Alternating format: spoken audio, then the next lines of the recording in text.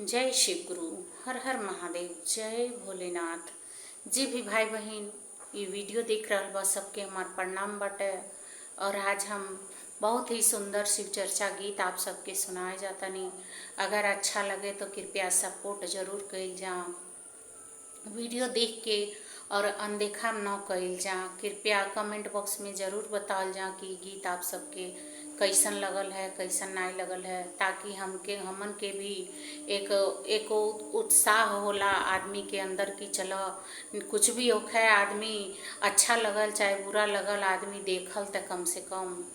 तो कृपया comment box में ज़रूर बतावल जा कि गीत हमार कैसन लगता आप सबके। जय शिव गुरु।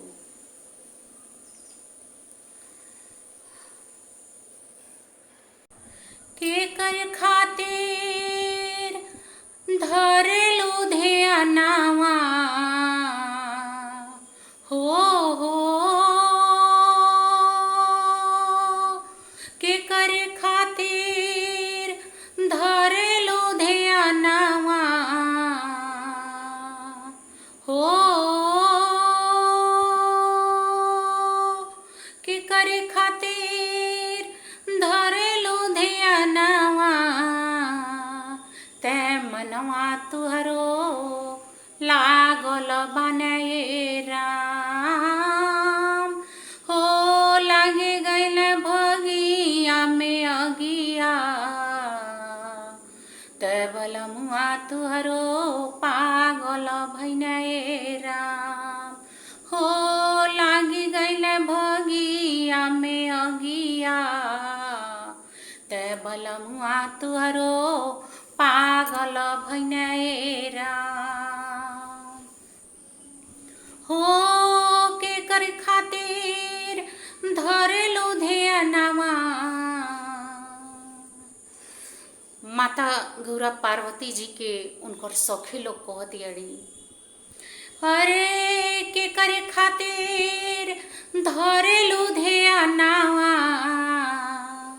ते मनवा तुहरो लागल बनाए राम लागे गइल भंगिया में अगिया ते बलमुआ तुहरो पागल भइनाए राम लागी गइल भंगिया में अगिया ते बलमुआ तुहरो पागल भइनाए राम हो लागी गइल भंगिया में अगिया ते बलमुआ तुहरो पागल भइनाए राम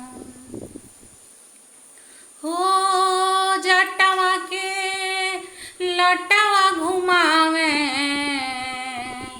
हो जटवा के लटवा घुमावे ते गंगा जी बहावे नए राम हो जटवा के लटवा घुमावे ते गंगा जी बहावे नए राम लागी गइल भंगिया में अगिया हो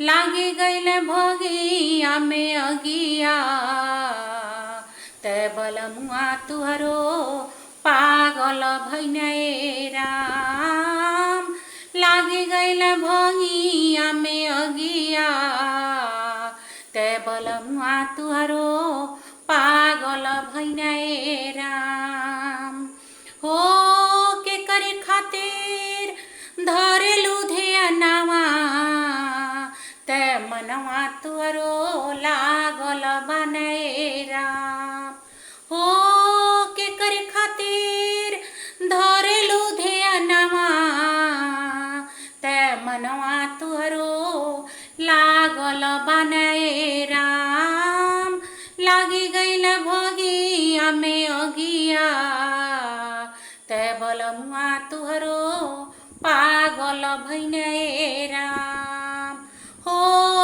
गईले भगिया में अगिया, ते बलमुआ तुअरो पागल भैने राम।